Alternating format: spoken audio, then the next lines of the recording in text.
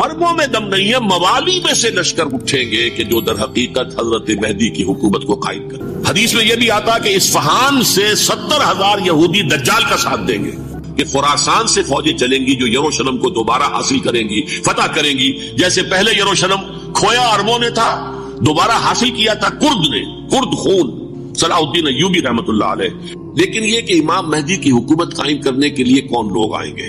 عرب جو ہے وہ اندر سے کھوکھلے ہو چکے، عیاشی نے، دولت نے، پیسے نے، دولت پیسہ عیاشی، اس کی وجہ سے کھوکھلے ہو چکے۔ یہاں میں آپ کو دو حدیثیں سنانا چاہتا ہوں۔ سنن ابن ماجہ کی روایت ہے حضرت ابو ہریرہ سے رضی اللہ تعالی عنہ قال قال رسول اللہ صلی اللہ علیہ وسلم اذا وقعت الملاحم بعث اللہ بعثا من الموالی هم اکرم العرب فرسا واجودہ سلاحا یؤید اللہ بہم الدین، رواہ ابن ماجہ عن ابی ہریرہ رضی اللہ تعالی عنہ۔ جب ملاحم کا دور شروع ہوگا تو اللہ تعالیٰ اٹھائے گا ایک لشکر یا لشکروں پر لشکر موالی میں سے۔ موالی کون ہے؟ عربوں نے جب فتح کیا تھا اس پورے علاقے کو خلافت راشدہ کے دوران، اور پھر وہ لوگ جو ہے، ایک رائے تو یہ تھی کہ انہیں غلام بنایا جائے سارے آبادیوں کو، لیکن یہ کہ حضرت عمر کا اجتہاد تھا، اس کے مطابق جو غلام نہیں بنایا گیا تو وہ موالی کی حیثیت رکھتے۔ عربوں میں دم نہیں ہے، موالی میں سے لشکر اٹھیں گے کہ جو در حقیقت حضرت مہدی کی حکومت کو قائم کریں۔ دوسری حدیث سنیے عن عبداللہ بن الحارث رضی اللہ تعالی عنہ، اور یہ ابن ماجہ کی روایت ہے قال قال رسول اللہ صلی اللہ علیہ وسلم یخرج ناس من المشرق فیوطئون للمہدی یعنی سلطانی، لشکر نکلیں گے، لوگ آئیں گے مشرق سے اور وہ حضرت مہدی کی حکومت کو جمائیں گے اور قائم کریں گے۔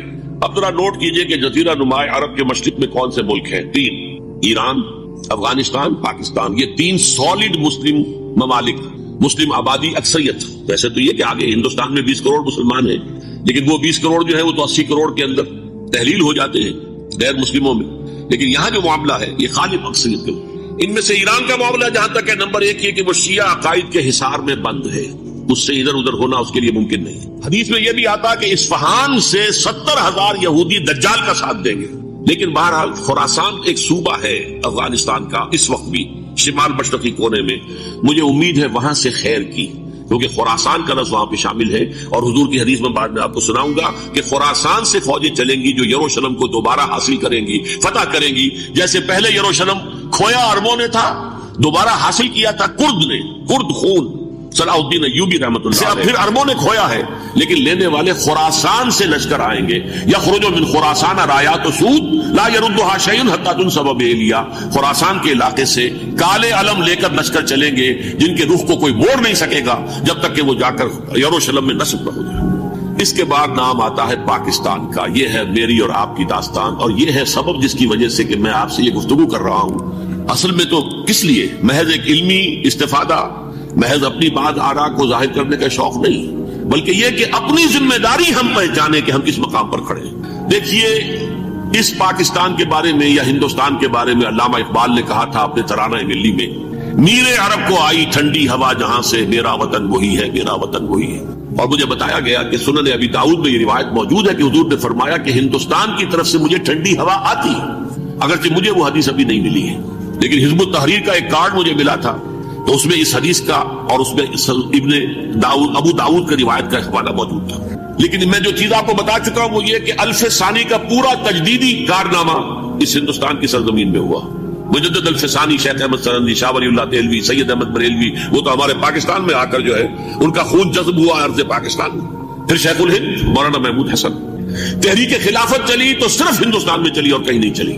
آزادی کی تحریک چلی پوری دنیا میں، وہ نیشنلزم کی بنیاد پر چلی، ملے نیشنلزم، عرب نیشنلزم، ترک نیشنلزم۔ ہمارے ہاں چلی تو اسلام کے نام پر پاکستان کا مطلب کیا؟ لا الہ الا اللہ۔ پھر پاکستان قائم ہوا معجزے کے طور پر، بلکہ نازل ہوا ہے لیلۃ القدر میں، انا انزلناہ فی لیلۃ القدر، جیسے قرآن نازل ہوا لیلۃ القدر میں، یہ پاکستان بھی نازل ہوا لیلۃ القدر میں۔ اس کا برقرار رہنا ابھی تک معجزہ ہے۔ ہندو یہ سمجھتا تھا، کانگریس سمجھتی تھی کہ جھٹپٹ ختم ہو جائے گا۔ پھر یہ کہ اس کا قرارداد مقاصد کا پاس ہو جانا، مزید بھی اور اضافی دفعات دستور میں آ جانا، اب کمرشل انٹرسٹ کو ربا قرار دے کر حرام قرار دینا، یہ سارے لینڈ مارکس ہیں کہ جو اشارہ کر رہے ہیں کسی چیز کی طرف، معاملہ کدھر جا رہا ہے۔ پھر یہ کہ یہ جو 14ویں صدی کے مجدد تھے شیخ الہند، اس کے بعد سے کچھ ایسی شخصیتیں عظیم پیدا ہوئی ہیں ہند میں جن کو میں سمجھتا ہوں کہ 14ویں صدی کے مجدد اور 15ویں صدی کے مجدد کے درمیان یہ 15ویں صدی کے مجدد کی راہ کو سیدھا کرنے والے، جیسے کہ حضرت یحییٰ نے کہا تھا میں تو آنے والے کا راستہ سیدھا کر رہا ہوں حضرت عیسیٰ کے لیے، ایسے ہی 15ویں صدی کے لیے امام مہدی کے لیے راستہ صاف کرنے والے سب سے پہلے علامہ اقبال، جنہوں نے اسلام کا تصور دین کی حیثیت سے دوبارہ زندہ کیا ہے، ورنہ اسلام ایک مذہب کی شکل اختیار کر چکا تھا۔ پھر مولانا مودودی، مولانا ابوالکلام آزاد حکومت الہیہ کے نعرے کے ساتھ میدان میں آئے۔ یہ اقبال نے جو تصور پیش کیا تھا اس پر عملی جد و جہد کے لیے حزب اللہ قائم ہوئی۔ نوٹ کر لیجئے 11 برس کا فرق ہے عمر کا علامہ اقبال کے اور ابوالکلام کے، اور 1913 میں جب حزب اللہ قائم کیا اس وقت علامہ اقبال کی ملی شاعری اپنے عروج کو پہنچ چکی تھی۔ پھر یہ کہ علامہ اقبال کے بعد تعمیل جو ہے اس کام کی وہ ابوالکلام نے کی، لیکن روایتی علماء نے کی شدید مخالفت کی وجہ سے وہ بدل ہو کر چھوڑ گئے، کانگریس میں شامل ہو گئے، بساط جو ہے حزب اللہ کی انہوں نے لپیٹ دی۔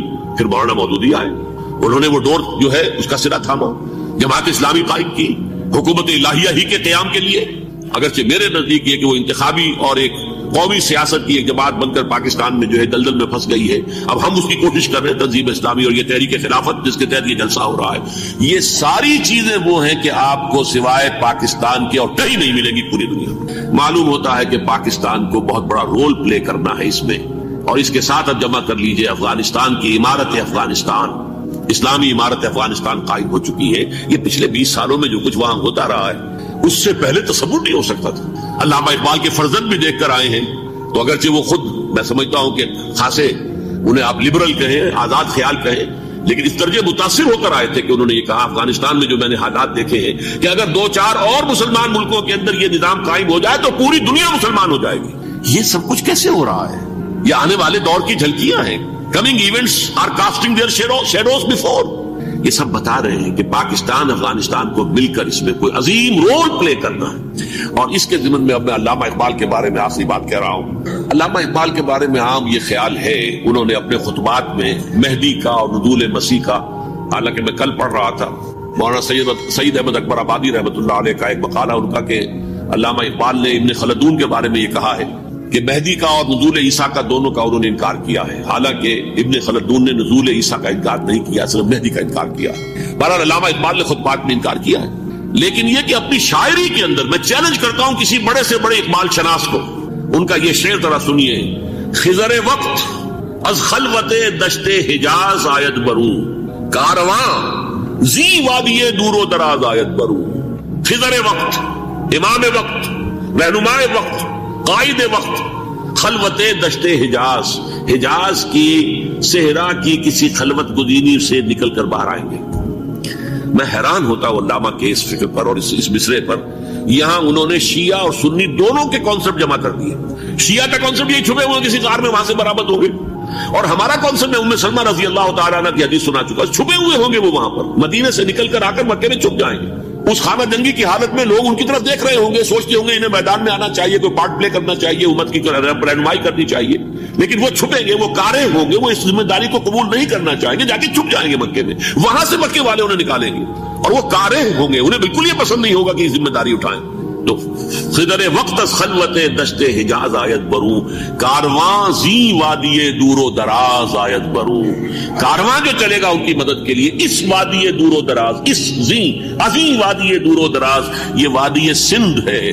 وادی سندھ جو ہے ہم سمجھتے ہیں کہ صرف یہ پاکستان اور پنجاب جو ہے یہ اس میں شامل ہے، سندھ اور پنجاب نہیں، افغانستان کا پورا مشرقی علاقہ اس میں شامل ہے۔ جیسے دریائے جہلم سندھ میں جا رہا ہے، جیسے دریائے گلگت سندھ میں آ کر ملتا ہے، جیسے دریائے چناب اور راوی اور جہلم اور یہ سب جا رہے ہیں اور آ رہے ہیں، اسی طرح دریائے کابل کہاں سے آ رہا ہے، دریائے گومل کہاں سے آ رہا ہے، ٹوچی کہاں سے آ رہا ہے، یہ سارا جو ہے ڈرین جو ہو رہا ہے، ایسٹرن جو ہے پارٹ آف افغانستان، یہ سب وادی ہے۔ اس وادی کے یہ دو حصے ہیں، ایک حصہ جو ہے یہ ادھر پاکستان میں ہے اور اسی وادی کا دوسرا حصہ جو ہے وہ افغانستان میں ہے۔ کارواں زی وادی دور و دراز آیت بروں، کارواں چلے گا یہاں سے، یخرج الناس من المشرق یؤتون للمہدی، یعنی سلطان ہی مشرق سے فوجیں چلیں گی کہ جو مہدی کی حکومت قائم کریں گی، اور یخرج من خراسان رایات و سود، اور خراسان سے سیاہ پرچم چلیں گے کہ جن کا رخ کوئی موڑ نہیں سکے گا، حتیٰ تنصب بیلیا، یہاں تک کہ وہ جا کر یروشلم کے اندر نصب ہو جائے گے۔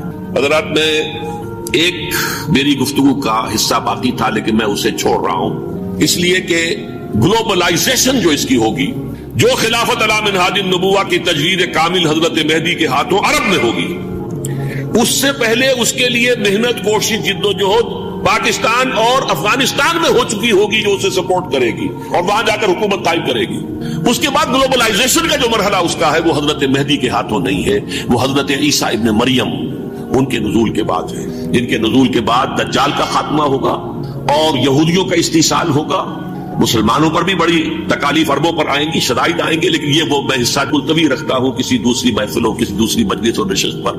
اب میں آپ کو ذرا اس جو انسانوں میں سے انسان دشمنی کا جن کا سب سے بڑا رول ہے، میں ان کی 2000 سالہ تاریخ کا آپ کے سامنے نقشہ رکھنا چاہتا ہوں. ان 1400 سال کا تو میں نے صرف 4 آپ کو پوائنٹس بتائے. موسیٰ سے عیسیٰ تک 1400 برس علیہ السلام، 2 مرتبہ عروج، 2 مرتبہ زوال. اشیریوں کے ہاتھوں پٹوائی، بابلیوں کے ہاتھوں پٹانا، گریکس کے ہاتھوں مرمت، رومنز کے ہاتھوں. یہ جو 2000 سال ہیں، کیونکہ اب تو ظاہر بات ہے 21ویں صدی شروع ہو گئی، 20 صدیاں حضرت مسیح کو پوری ہو گئی. پہلی بات نوٹ کیجئے، حضرت مسیح کی پیدائش ہے سن 1 قبل مسیح. یہ نقطہ آپ نے کبھی سنا ہے یا نہیں؟ جب ملینیم کا سلسلہ شروع ہوا تھا پچھلے سال تو میں نے بیان کر دیا تھا کہ ایک عجیب حساب کے اندر انہوں نے غلطی کی ہوئی ہے. حضرت مسیح کی پیدائش ہوئی 25 دسمبر کو، سن انہوں نے شروع کر دیا کہ اس کے بعد جنوری آئی تو پہلا سال شروع ہو گیا. اگر جنوری سے پہلا سال شروع ہوا تو یہ 6 دن جو ہے تو اس کے پچھلے سال میں تھے. لہذا کہا جائے گا کہ Jesus Christ was born 1 year before Christ BC. تو 1 قبل مسیح میں حضرت مسیح کی پیدائش ہوئی. یہ آخری اسرائیلی نبی اور رسول. یہودی علماء کی مخالفت، دشمنی، سولی پر چڑھوا دینا میں بیان کر چکا ہوں. سن 33 عیسوی میں جبکہ حضرت مسیح کی عمر 33 برس تھی، اللہ تعالیٰ نے انہیں زندہ آسمان پر اٹھا دیا. لیکن یہودیوں نے اپنے خیال کے مطابق انہیں سولی پر چڑھوا دیا، ان کی موت واقع. اگرچہ اس کے بعد یہ اختلاف ہے، یہودی کہتے ہیں وہ سولی پر چڑھ گیا، ختم ہوا، مر گیا. عیسائی کہتے ہیں نہیں، انتقال ہوا ہے مسیح کا صلیب پر، لیکن پھر وہ دوبارہ زندہ ہو گئے ہیں. ان کی لاش ایک غار میں رکھ دی گئی تھی، وہاں ریزریکشن ہو گیا، ان کا باعث بادل موت وہی ہو گیا اور پھر انہیں اللہ نے زندہ آسمان پر اٹھا دیا. تو ہمارے اور عیسائیوں کے درمیان نوٹ کر لیجئے یہ چیز مشترک ہے کہ حضرت مسیح آسمان پر زندہ اٹھائے گئے. فرق کیا ہے؟ وہ سمجھتے ہیں کہ سولی دیے گئے، سولی پر مرے، پھر زندہ ہوئے، پھر گئے. ہم سمجھتے ہیں کہ نہیں، وما صلبوہ وما قتلوہ، انہوں نے نہ صلیب دے سکے انہیں اور نہ انہیں قتل کر سکے، بل رفعہ اللہ الیہ، اللہ نے اٹھا لیا. پھر ہمارا اور یہ اس کا عیسائیوں کا ایک اور اتفاق ہے، سیکنڈ کمنگ آف جیسس، حضرت مسیح دوبارہ آئیں گے. یہ عیسائیوں کا بھی عقیدہ ہے اور ہمارا بھی. بہرحال تو جیسا کہ میں نے عرض کیا کہ اس وقت یہ عذاب استیصال، عذاب اکبر کے مستحق ہو چکے تھے، لیکن اللہ نے ان کی مدت دراز کی ہے. لیکن ان پر دنیاوی عذاب کا ایک کوڑا جو ہے اللہ تعالیٰ کی طرف سے اسی وقت برسا. دنیاوی عذاب دنیا میں رہتے ہوئے ختم نہیں کیا. 37 برس بعد حضرت مسیح کے رفع سماوی کے 37 برس بعد سن 70 میں یہودیوں نے بغاوت کی رومیوں کے خلاف. رومی ٹائٹس جنرل تھا ایک، اس نے پھر جو حملہ کیا ہے 1,33,000 یہودی ایک دن میں قتل کیا یروشلم میں، اور ہیکل سلیمانی گرا دیا. وہ ہیکل پہلے بھی گرا تھا، پہلے 1400 سال کے دوران میں بھی نبوکدنضر نے گرایا تھا، لیکن پھر اس کے 150 سال بعد انہوں نے دوبارہ بنا لیا تھا، اس لیے وہ اسے سیکنڈ ٹیمپل کہتے ہیں. پہلا ٹیمپل جو حضرت سلیمان نے بنایا تھا نبوکدنضر نے گرا دیا 587 قبل مسیح میں، پھر دوبارہ انہوں نے 150 سال کے بعد بنا لیا. وہ اس تاریخ کا حصہ ہے، میں نے جس کے بارے میں آپ کو تفصیل نہیں بتائی. اس میں یہ ہوا سن 70 میں وہ گرا دیا گیا، وہ آج تک گرا پڑا ہوا ہے. نمبر 2 یہ کہہ دیا گیا کہ یہودیوں اس ارض فلسطین سے نکل جاؤ، تم یہاں نہیں رہ سکتے. لہذا جس کا جہاں سینگ سمایا چلا گیا، یورپ میں چلے گئے، ایشیا میں آ گئے، عرب میں آ گئے. یہ 3 قبیلے جو رات بھی میں نے عرض کیا تھا، بنو قینقاع، بنو نذیر اور بنو قریظہ، یہ وہاں سے آ کے مدینے میں آباد ہو گئے. جس کا جہاں سینگ سمایا، افریقہ میں، ہندوستان میں، جہاں چلے گئے. ڈایاسپورا اسے کہتے ہیں، وہ آپ نوٹ کر لیجیے اس لفظ کو، ڈایاسپورا. ہمارا دور انتشار، جبکہ ہمیں ہماری اصل سرزمین تو فلسطین ہے، حضرت ابراہیم کا مسکن، حضرت اسحاق، حضرت یعقوب کا مسکن فلسطین، یہ ہے ہماری اصل جاگیر، یہ تو ہماری جدی پشتی جاگیر ہے. لیکن یہاں سے نکال دیے گئے سن 70 عیسوی میں، اور وہاں سے لے کے 1917 تک ان کا ڈایاسپورا جاری رہا. یہ دور انتشار. اس دور انتشار کے چند حصے ہیں جس کو میں چاہتا ہوں کہ آپ علیحدہ سمجھیں. دور انتشار کا جو پہلا جو ہے تقریباً 300 برس رومی حکمران تھے. وہ یہودیوں کے بھی دشمن تھے اور عیسائیوں کے بھی دشمن تھے. عیسائی اور یہودی ایک دوسرے کے بھی دشمن تھے، لیکن رومی سمجھتے تھے کہ یہ ایک ہی تھیلی کے چٹے بٹے ہیں. رومیوں کے نزدیک عیسائی بھی یہودیوں ہی کا ایک فرقہ تھے، کوئی علیحدہ مذہب تو تھا ہی نہیں. لہذا رومی جو ہیں رومنز، وہ ان دونوں کو ستاتے تھے، مارتے تھے، اور یہ آپس میں لڑتے تھے. یہودی عیسائیوں کو مارتے تھے، عیسائی یہودیوں کو مارتے تھے. یہ ہے 300 برس تک کی تاریخ. سن 300 عیسوی میں کیا ہوا؟ ایک معجزہ ہو گیا. بہت عظیم ایمپرر کانسٹینٹائن قسطنطین اعظم رومن ایمپررز میں سے بہت بڑا ایمپرر وہ عیسائی ہو گئے. اب تو معاملہ بالکل تلپٹ ہو گیا. پوری سلطنت عیسائی ہو گئی.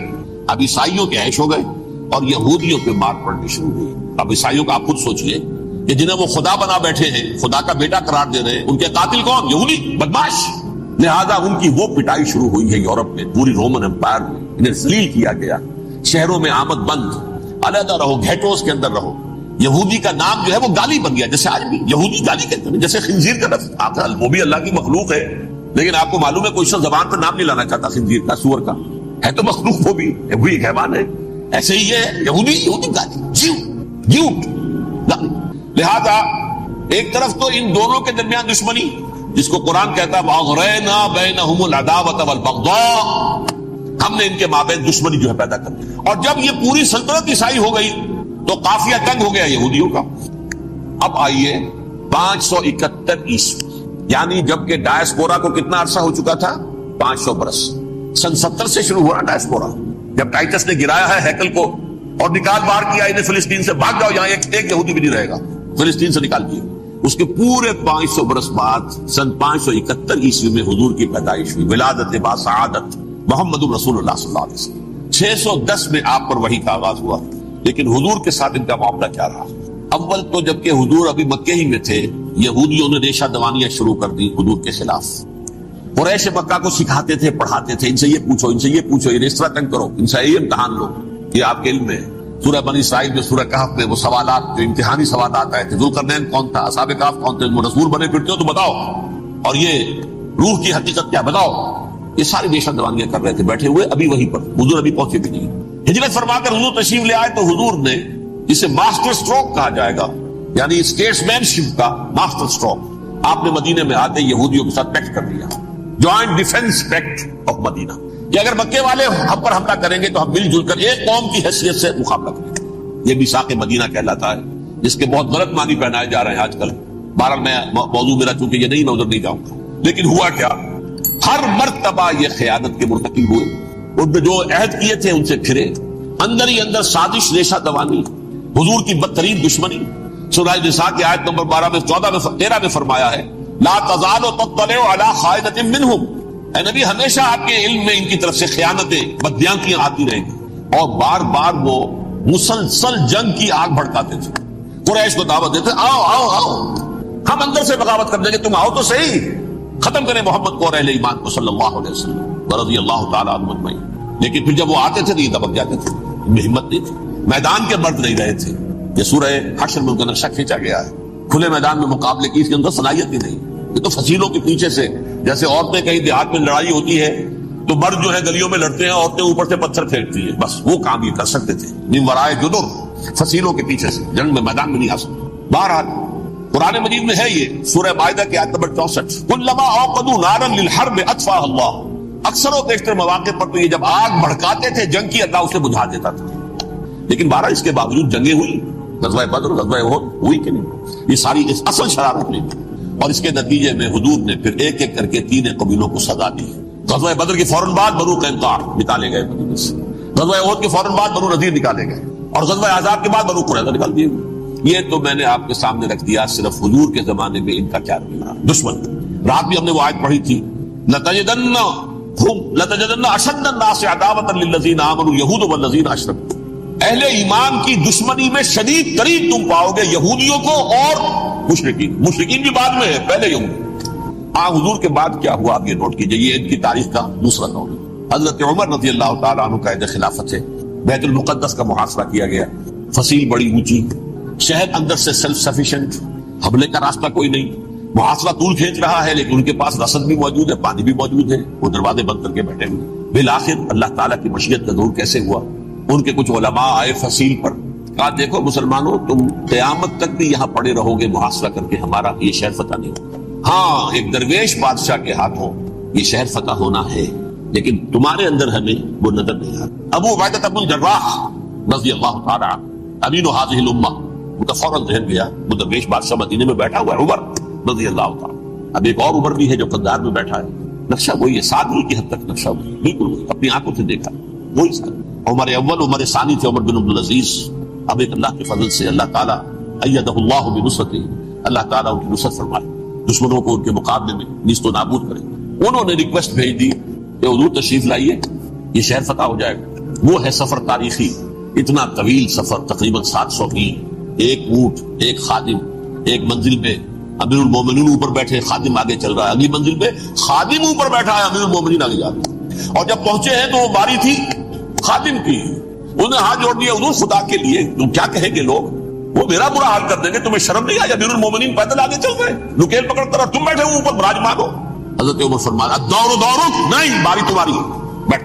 اس حال میں پہنچے ہیں. اور پھر یہ کہ ابو عبیدہ بن الجراح آئے ہیں، استقبال کیا ہے تو دیکھا ہے اس حال میں چلے آ رہے ہیں. عمر نکیل پکڑے ہوئے چلے آ رہے ہیں، اور کہتے ہیں کہ کہیں کیچڑ ویچڑ تھا، جوتے خراب ہو گئے تھے، وہ بھی اتار کے ہاتھ میں پکڑے ہوئے، کپڑے تو تھے ہی پھٹے ہوئے. انہوں نے کہا کہ حضرت ابو عبیدہ نے، دیکھیے یہ بڑا متمدن ملک ہے، بڑا مہذب علاقہ ہے، یہ آپ ذرا کھلیا اپنا دوست فرما دیں تب جا کے پیش ہم آپ کو کریں گے. آپ نے فرمایا نحن قوم اعزنا اللہ بالاسلام، ہم وہ قوم ہیں جنہیں اللہ نے عزت دی ہے اسلام کے ذریعے سے، کپڑوں کے ذریعے سے نہیں، دولت کے ذریعے سے نہیں. اسی حال میں گئے ہیں، اوپر سے انہوں نے کھڑے ہو کر نشانیاں دیکھی ہیں، اپنی کتابیں کھولی، ہاں یہ وہی ہے. اچھا لو جی سرنڈر، شہر تمہارے ہاتھ. خون کا ایک قطرہ نہیں بہا اور بیت المقدس فتح ہو گیا. لیکن اس وقت حضرت عمر نے ایک نرمی یہ کی کہ یہودیوں کے لیے بھی اسے اوپن سٹی قرار دے دیا. یہ احسان عظیم حضرت عمر کا. اس سے پہلے یہودی آ ہی نہیں سکتا تھا، داخل ہی نہیں ہو سکتا تھا، وہاں وہ آ کر وزٹ نہیں کر سکتا تھا، زیارت نہیں کر سکتا تھا اپنے مقدس مقامات کی. حضرت عمر نے یوں سمجھیے کہ تقریباً 550 برس کے بعد ان کے لیے راستہ کھولا ہے کہ ہاں تم آ سکتے ہو، زیارت کر سکتے ہو. لیکن یہ عیسائیوں نے لکھوایا معاہدے کے اندر، انہیں یہاں آپ آباد ہونے کی اجازت نہیں دیں گے، لیکن کم وزٹ دی پلیسز، دیکھیں زیارتیں کریں اور جائیں. یہ معاہدہ حضرت عمر کا ہے رضی اللہ تعالیٰ، جو پھر خلافت راشدہ کے بعد بنو امیہ نے بھی اس کو آرڈر کیا، بنو عباس نے کیا. پھر جو ہمارے یہ ترکوں میں اندر خلافت آئی تو ترک خلفاء نے بھی اس معاہدے کی پوری پابندی کی. فلسطین میں آ سکتے ہیں یہودی صرف زائرین کی حیثیت سے، وہاں آباد نہیں ہو سکتے. اب آئیے اگلا دور آیا حضرت عثمان کا دور خلافت. یہ ہے وہ وقت کہ اب یہود نے امت مسلمہ کی پیٹھ میں چھرا کھایا. وہ کیسے؟ ایک یہودی عبداللہ ابن سبا اسلام کا لبادہ اوڑھ کر آ گیا، معاشرے کا جائزہ لے لیا. ان میں بنو ہاشم اور بنو امیہ میں جو پرانی کشاکش تھی اس کے کچھ نہ کچھ جراثیم باقی ہیں، اگر ان کو ذرا بھڑکا دے تو مسلمانوں میں انتشار پیدا ہو. کہا یہ عثمان کون ہے؟ یہ تو بنو امیہ میں سے ہے، یہ حق تو بنو ہاشم کا ہے، خلافت ان کے پاس ہونی چاہیے، محمد کے تو رشتہ دار وہ ہے صلی اللہ علیہ وسلم. عوام الناس کے اندر بات پھیلنی شروع ہوئی. پھر ایک بڑی سازش کے انداز میں حضرت عثمان کے خلاف پروپیگنڈا، حضرت عثمان کے جو عاملین تھے، گورنر تھے، ان کے خلاف پروپیگنڈا، اور ایسی ہوشیاری کرتے تھے کہ کوفے میں کوفے کے حاکم کے خلاف کچھ نہیں کہنا ہے، ابھی مصر میں یہ ہو رہا ہے، ابھی شام میں یہ ہو رہا ہے، ابھی یہ جو عثمان ہے وہ یہ کر رہا ہے، یہ ظلم ہو رہا ہے، یہ لوٹ مار ہو رہی ہے، یہ خیانتیں ہو رہی ہیں. اب نہ تو اس زمانے میں مینز آف کمیونیکیشن، کیسے تصدیق کریں گے؟ افواہیں تو آپ آج کراچی کے اندر شروع ہو جائے تو پتہ نہیں چل سکتا کسی کو کہ کیا اس میں صداقت ہے کیا جھوٹ ہے. اور بری بات جو ہے فطرت انسانی کی کمزوری ہے، وہ فوراً قبول کرتا ہے. کسی کے بارے میں اچھی بات ماننے کو تیار نہیں ہوتا، لیکن بری بات تو فوراً تیار. بہرحال یہ فتنہ انہوں نے اٹھایا، حضرت علی کی الوہیت کا فتنہ اٹھایا، حضرت عثمان کے خلاف الفتنۃ الکبریٰ برپا کیا. حضرت عثمان شہید ہوئے. اس کے بعد 5 برس تک مسلمان ایک دوسرے کی گردنیں کاٹتے رہے، باغی خانہ جنگی ہوئی. امت کو وہ زخم لگایا ہے جو آج تک جس سے خون رس رہا ہے. یہ شیعان عثمان اور شیعان علی تھے جو بعد میں پھر سنی اور شیعہ ہو. اور آج تک فتنہ کس نے جگایا؟ ایک عبداللہ ابن سبا یہودی اور اس کے کارندے، شیطان کا ایجنٹ، اور انسانوں میں سے بھی اس کے جو بھی حواریین تھے اور شیطانوں کے اندر سے بھی انہوں نے بھی اس آگ کو بڑھتا ہے. یہ آپ سوچ لیجئے کہ یہ کس نے وہ زخم لگایا؟ یہودی. اگلا دور آیا، خلافت راشدہ ختم ہوئی، بنو امیہ کا بھی دور کافی گزر گیا. طارق ابن زیاد 712 عیسوی میں حملہ کرتے ہیں اسپین پر. اسپین اس وقت عیسائیت کا بہت بڑا گڑھ، بڑے کٹر ترین عیسائی جو ہے وہ اسپین میں تھے. لہذا یہودیوں کی وہاں بہت پٹائی ہوتی تھی، بہت پٹائی ہوئی. میں بتا چکا ہوں، دشمنی تھی ان کی چلی آ رہی تھی عیسائیوں کے ہاتھوں یہودیوں کی. وہ تو سن 300 عیسوی سے ایمپرر کانسٹنٹائن کے بعد سے شروع ہو گئی تھی. اس حوالے سے یہودیوں نے اس وقت چالیکی یہ برتی، کچھ راستے واسطے بتائے، کچھ مدد کی طارق ابن زیاد کی. طارق ابن زیاد نے انہیں اپنا محسن سمجھا. ہسپانیہ فتح ہو گیا تو یہودی چونکہ محسنین کی فہرست میں آ چکے تھے، انہیں بہت اقتدار نصیب، بڑی سپورٹ مسلمانوں نے. ان کے بڑے بڑے علماء جو اسی دور کے اندر پیدا ہوئے، بڑے بڑے تھنکرز ان کے اسی دور میں پیدا ہوئے. بن گوریون جو کہ ایک وزیر اعظم تھا اسرائیل کا، اس نے یہ لکھا ہے اپنی کتاب میں، مسلم Spain was the golden era of our diaspora.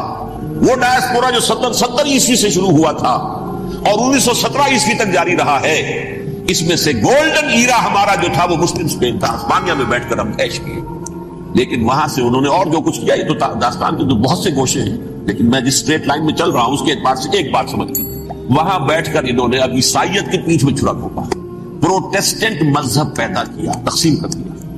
جیسے شیعہ سنی کی تقسیم عبداللہ ابن سبا، رومن کیتھولک اور پروٹیسٹنٹ کی تقسیم یہودی علماء. ہوتا کیا تھا، ہسپانیہ کی یونیورسٹیاں ہیں، کارڈووا میں ہے، ٹولیڈو میں ہے، گریناڈا میں ہے، غرناطہ، قرطبہ، تولیتلا، اور وہاں آتے تھے لوگ. فرانس سے چلے آ رہے ہیں نوجوان پڑھنے کے لیے، جرمنی سے چلے آ رہے ہیں، اٹلی سے چلے آ رہے ہیں. 3 ہی ملک قریب قریب پڑھتے ہیں سینٹرل جو یورپ کے ہیں. یہاں پر جو ہے وہ اسلام جو نور پھیلا رہا تھا اس سے بھی مستفیض ہوئے، جہالت کے جو ہے پردے ان کے وہ چھٹے. اس کے ساتھ ہی وہ یہودی وہاں ان کے اندر جو جراثیم داخل کر رہے تھے وہ اس عیسائیت کے خلاف بغاوت تھی جو اس وقت دنیا میں عیسائیت اس وقت تھی. پوپ کا راج تھا دنیا میں اس وقت. یورپ میں جو عیسائیت تھی اس میں ایک طرف بادشاہ تھے، لیکن بادشاہوں کی حیثیت وہاں پر یوں سمجھ لیجئے کٹ پتلیوں کی تھی، اصل قوت پوپ کے ہاتھ میں تھی.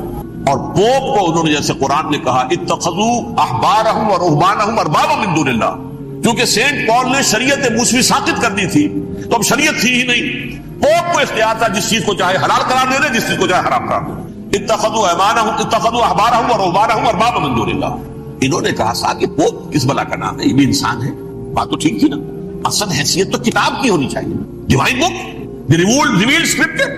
لہذا یہ کتاب ہر شخص پڑھ سکتا ہے.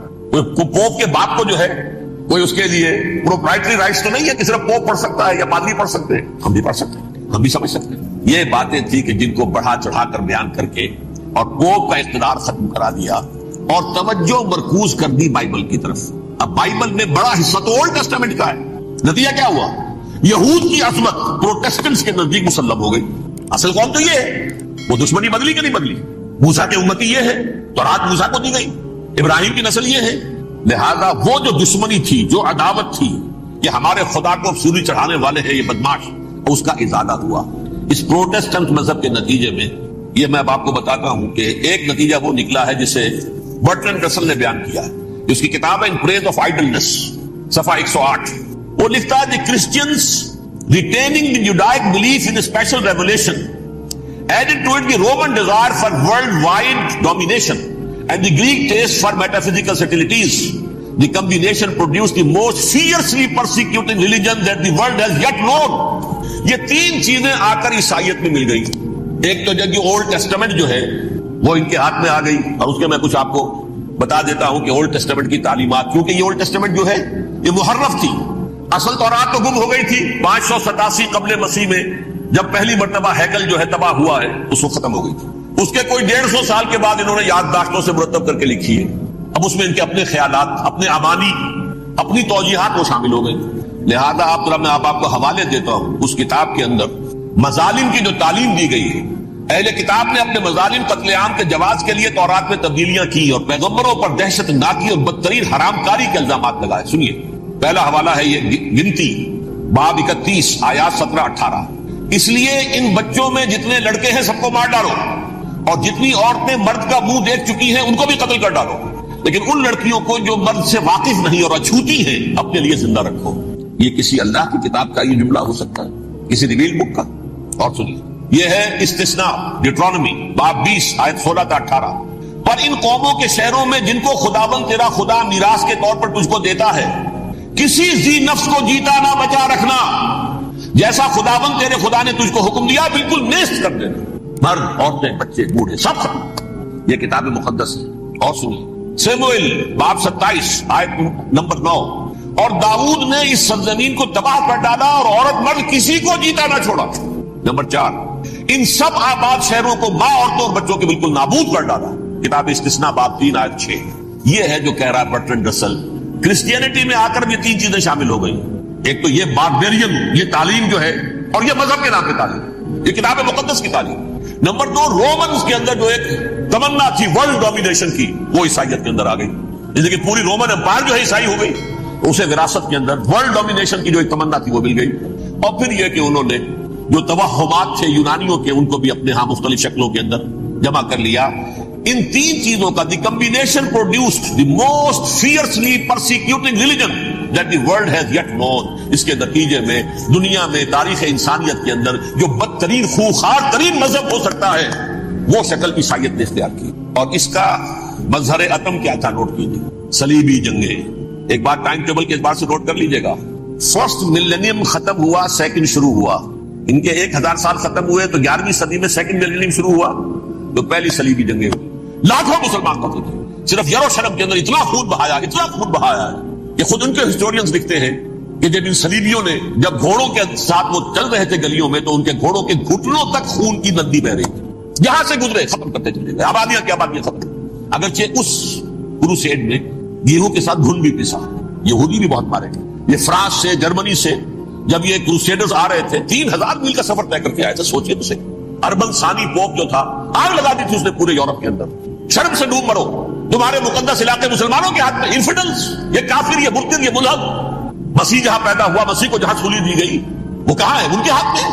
وہ آگ لگائی ہے, 3000 میل کا فاصلہ طے کر کے یہ نوٹ بنائی ہے. اور جو تباہی مچائی ہے تاریخ انسانی میں, ایسی بربریت کی کوئی مثال. اور یہ ان کے اپنے ہسٹورینز لکھتے ہیں شرم کے بارے میں. ایسے محسوس ہوتا ہے جیسے ان کی گردنیں جھکی تاریخ میں. اگرچہ بھٹکے ہوئے ہیں لیکن کبھی بھولی ہوئی منزل بھی یاد آتی ہے راہی کو, اور بھٹکے ہوئے آہو کو پھر سوئے حرم لے چل.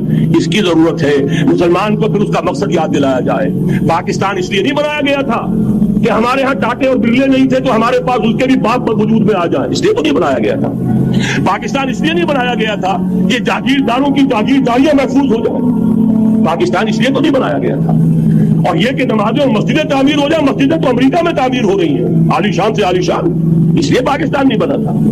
آج بھی مسلمان, میں معذرت سے عرض کر رہا ہوں مولانا سے, آج بھی بھارتی مسلمان کی ایوریج نمازی ہونے کے اعتبار سے پاکستانی مسلمان سے کہیں بہتر. آج بھی برقع نظر آ جائے گا تو ہندوستان میں نظر آ جائے گا. میں نے اپنی آنکھوں سے دیکھا چند سال پہلے جو مکہ مسجد حیدرآباد دکن میں 3 دن مسلسل میری تقریریں ہوئی ہیں, 10,000 مرد اور 5,000 خواتین, اور ان میں سے کوئی بغیر برقعے کے نہیں. ایک سیلاب نظر آ رہا تھا برقعوں کا کہ جب جلسہ ختم ہوا ہے رات کے 12 بجے 3 دن تک متواتر. یہاں کہاں نظر آئے گا برقع آپ کو؟ یہاں تو جس کے پاس 2 پیسے ہو گئے اس نے سب سے پہلے برقع اتار کے پھینک دیا. معلوم اچھی طرح سمجھ لیجئے یہ چیزیں تو وہاں زیادہ ہیں یہاں کی نسبت. اصل ضرورت تھی کہ یہاں اس نظام کو قائم کیا جائے, وہ نظام عدل اجتماعی, وہ جس میں حریت ہو, جس میں عام آدمی بھی خلیفہ وقت کو ٹوک سکے. یہ کرتا کیسے بن گیا؟ ایک خاتون بھی کھڑی ہو کر دامن پکڑ لے, عمر تمہیں کیا حق ہے کہ ہمارے مہر کے اوپر پابندی لگا رہے ہو, جبکہ اللہ نے نہیں لگائی. اللہ قرآن میں تنتارا کا لفظ استعمال کر رہا ہے. ڈھیروں سونا دے دے کوئی شخص اپنی بیوی کو مہر کے اندر, طلاق دیتے وقت اس میں سے کچھ نہیں لے سکتا. آپ کون ہوتے ہمارے حق کے اوپر پابندی لگانے والے؟ اور عمر نے کہا, آج ایک بڑھیا نے وہ اب عمر کو دین سکھایا, آرڈیننس واپس. حضرت سعد بن ابی وقاص رضی اللہ تعالی عنہ جو فاتح ایران تھے, وہ گورنر ایسے نہیں بن گئے تھے ریوڑیاں بٹی ہو اور گورنر ہی مل گئی ہو, وہ تو خود فاتح تھے ایران کے, اس لیے گورنر تھے. صرف ایک پرچہ پہنچا ہے بارگاہ خلافت میں, حضرت عمر فاروق کے پاس انفارمیشن آئی سعد نے اپنے گھر کے باہر ڈیوڑی بنا لی ہے اور ایک دربان کھڑا کر دیا. حضرت بلال کو بھیجا ہے رقعہ دے کر, اور یہ حکم تھا کہ بلال پہلے تو جاتے ہی ڈیوڑی میں آگ لگا دینا, پھر یہ رقعہ دینا میرا. اور رقعے میں لکھا ہوا تھا, اے سعد, لوگوں کو ان کی ماں انہیں آزاد کرنا تھا, تم نے انہیں اپنا غلام کب سے بنا لیا ہے. یہ دربان کھڑے کر دیا اپنے آگے. وہ حریت, وہ مساوات کہ جا رہا ہو خلیفہ وقت اور چارج لینے جا رہا ہے بیت المقدس کا, کوئی ذاتی علاج کے لیے نہیں جا رہا, سیر و سیاحت کے لیے نہیں جا رہا, چارج لینے کے لیے. بالکل سرکاری وزٹ ہے, آفیشل وزٹ ہے, اسٹیٹ وزٹ ہے. اور حال کیا ہے, 700 میل کا فاصلہ طے کرنا, اور ایک اونٹ نہیں, کوئی انٹوریج نہیں, کوئی قدم و حشم نہیں, کوئی جمبو جٹ بھرے ہوئے نہیں, کچھ نہیں. ایک اونٹنی, ایک خادم. اس ایک اونٹنی پر چونکہ راستے کا راشن بھی ہے لہذا 2 آدمی نہیں بیٹھ سکتے, ایک بیٹھ سکتا. ایک منزل خلیفہ وقت بیٹھا ہوا ہے اوپر اور خادم نکیل پکڑ کر چل رہا ہے. اگلی منزل خادم اوپر بیٹھا ہے اور خلیفہ وقت عمر عبد الخطاب رضی اللہ تعالی عنہ, اور وہ آگے آگے نکیل پکڑ کر چل رہا ہے. یہ نظام چاہیے آج اور انسان. اس کے انتظار میں, اس کی تلاش میں نوع انسانی نے کتنے تجربے کر لیے, کیسی چھلانگیں لگائی, ملوکیت ختم کی, آسمان سے گرا کھجور میں اٹکا, جمہوریت آئی نام نہاد, لیکن وہ سرمایہ دارانہ نظام بن کر آگے سے بڑھ کر لعنت بن گئی. پہلے جاگیردار مسلط تھا, اب سرمایہ دار اور کارخانے دار مسلط ہو گیا. اس سے نکلنے کے لیے دور لگایا, کمیونزم کی طرف گئے, چھلانگ لگائی, اب ایک پارٹی ڈکٹیٹر بن کر بیٹھ گئی. انسان رست از یک بنتا افتاد در بندے دیگر, ایک چیز سے غلامی سے نجات پاتا ہے, دوسری میں پھنس جاتا ہے. اور کیوں کہ وہ نظام عدل اجتماعی جو محمد عربی کو دے کر بھیجا گیا تھا, اس کے کسٹوڈین سوئے ہوئے, اس کے کسٹوڈین کو اندازہ ہی نہیں. یہ نسخہ تو ہمارے پاس تھا, ہمیں عمل کرنا تھا اور دنیا کے سامنے پیش کرنا تھا. پاکستان بنایا اس لیے گیا تھا کہ ہم اس کا ایک نمونہ دنیا کے سامنے پیش کریں گے. قائد اعظم نے فرمایا تھا کہ ہم یہ چاہتے ہیں کہ پاکستان کی صورت میں عہد حاضر میں اسلام کے اصول حریت و اخوت و مساوات کا ایک نمونہ قائم کر کے دکھائیں. کہاں ہے وہ؟ بھٹک گئے, سو گئے. وَلَنُذِيقَنَّهُم مِّنَ الْعَذَابِ الْأَدْنَىٰ دُونَ الْعَذَابِ الْأَكْبَرِ, بڑے عذاب سے پہلے چھوٹا عذاب کا مزہ چکھائیں گے. لَعَلَّهُمْ يَرْجِعُونَ, شاید کہ لوٹ آئیں. کوئی عجب نہیں اور عذاب الادنیٰ سے بعد ہم جاگے نہیں, ہوش میں نہیں آئے. کوئی عجب نہیں کہ بڑے عذاب کا کوڑا ہماری پیٹھوں کو برس گیا. لیکن مجھے یہ یقین ہے, نوٹ کر لیجئے, اگر یہ دوسرا امکان ہو گیا, خدا نہ خواستہ اللہ کے عذاب کا کوڑا ہماری پیٹھ پر برسا, مجھے یقین ہے اللہ ہندوؤں کو مسلمان بننے کی توفیق دے گا. لیکن اسلام کا بول بالا اسی خطے سے ہو. تاریخ میں یہ ہو چکا ہے آیا فتنہ تاتار کے افسانے سے, پاسباں مل گئے کعبے کو صنم خانے سے. تاتاریوں کے ہاتھوں کروڑوں مسلمان قتل ہوئے, لیکن اسلام نے تاتاریوں کو فتح کر لیا. اور پھر اسلام کا مسلمانوں کا دوسرا دور عروج انہی تاتاریوں کی مختلف شاخوں کے تحت ہوا. وہ تاتاری ہی تو تھے, وہ سارے ہورس, ٹرکش ہورس, ترکان تیموری, ترکان سبوی, ترکان سلجوقی, ترکان عثمانی, وہی تو اسٹاک کو وہی ہے. آیا فتنہ تاتار کے افسانے سے, پاسباں مل گئے کعبے کو صنم خانے سے. اس لیے کہ حضور نے فرمایا مشرق سے ہوگا, جہاں سے فوجیں چلیں گی. تو کوئی عجب نہیں. بہرحال یہ دو امکانات ہیں, لیکن اس کا فیصلہ تیرے ہاتھوں میں ہے, دل یا بدن. سیدھی سیدھی بات. اگر تو اب بھی ہم ٹھیک ہو جائیں, جاگ جائے, ہوش میں آ جائے, قوم یونس کی طرح توبہ کر لے, تو بغیر عذاب کے کوڑے کے رحمت خداوندی ہم پر سایہ کرے گی. اگر ہم نہ جاگے تو وہ عذاب کا کوڑا آئے گا. یہ نہیں میں کہہ سکتا ان ادری قریب بعید ما توعدون, یہ میں نہیں کہہ سکتا, یقین کے ساتھ جانتا ہوں کہ آئے گا. لیکن یہ کہ اس کے بعد بھی یہی سے بول بالا ہوگا. اگر ہمارے ذریعے نہیں تو ان کے ذریعے سے, جو ہمیں شکست دے کر پھر اسلام قبول کر لیں گے. لیکن کیوں نہ پہلے ہی راستے پر چلنے کی کوشش کریں. اب نوٹ کر لیجئے, یہ کتابیں اگر آپ پڑھنا چاہیں تو کتاب الملاحم میں پڑھیے. بدترین عذاب عربوں پر آیا کھڑا ہے, سروں پر ٹنا ہوا ہے. بدترین ایسی جنگ ہونی ہے الملحمۃ العظمیٰ, جس کو کہ میں بھی آپ کو گواہی پیش کر دوں گا, جسے کہا گیا ہے لاسٹ کروسیڈ. بش نے بھی کروسیڈ کا لفظ بول دیا تھا, پھر واپس لیا اس نے. نکل جاتی ہے جس کے منہ سے سچی بات مستی میں, فقیہ مصلحت بھی سے وہ رندے بادہ خار اچھا, کروسیڈ کہہ کر پھر واپس لیا. یہ کروسیڈ, اس کے اوپر جس قدر نقصان ہونا ہے عربوں کا. گریٹر اسرائیل بنے گا, یہ عراق, شام, اردن, سعودی عرب کا کچھ شمالی علاقہ, ترکی کا جنوبی علاقہ, مصر کا سیرائے سینا, اور اس کے ساتھ ہی جو بہترین اس کا درخیز ترین علاقہ ڈیلٹا آف نائل, یہ سب یہودیوں کے قبضے میں جائے گا. اس کو حدیث میں کہا گیا الملحمۃ العظمیٰ. عیسائی 80 علم لے کر مسلمانوں تم پر حملہ آور ہوں گے, اور ہر علم کے نیچے 12,000 فوج, 9.5 لاکھ فوج. یہ نیٹو کی تیاری کس کے لیے ہو رہی ہے؟ جب یو ایس ایس آر کا خاتمہ ہوا تو پوچھا گیا تھا نیٹو چیز سے, اب کس لیے؟ تمہارا وہ دشمن تو ختم ہو گیا, اب ہمیں اسلامک فنڈامنٹلزم سے نمٹنا ہے. وہ جانتے ہیں خطرہ یہی ہے, اب اسلام ابھر سکتا ہے. مسلمانوں کے سینوں کے اندر وہ آگ ہے, اوپر خاکستر آ گیا ہے, تمہیں اٹھانا بیٹھنا, یہ اندر تو انگارہ ہے, اوپر سے راکھ ہے, اس سے دھوکہ نہ کھا جانا ان کے دلوں کے اندر. اور بش نے کہا تھا مسلمان چاہتے ہیں کہ ہسپانیہ سے لے کر انڈونیشیا تک نظام خلافت قائم کریں, اور میں حیران ہوا تھا کہ اس وقت کو ہسپانیہ کا خیال کیسے آ گیا. ہمیں تو کبھی آتا ہی نہیں, ہم تو بھول گئے. وہ تو 500 برس پرانی بات ہے, جبکہ وہاں سے ہمیں نکال دیا گیا تھا. اگرچہ اقبال نے کہا تھا ہے عرض فلسطین پہ یہودی کا اگر حق, ہسپانیہ پر حق نہیں کیوں اہل عرب کا. ہسپانیہ میں تو 800 سال حکومت کی مسلمانوں نے, اور ابھی 500 برس ہی گزرے ہیں نا.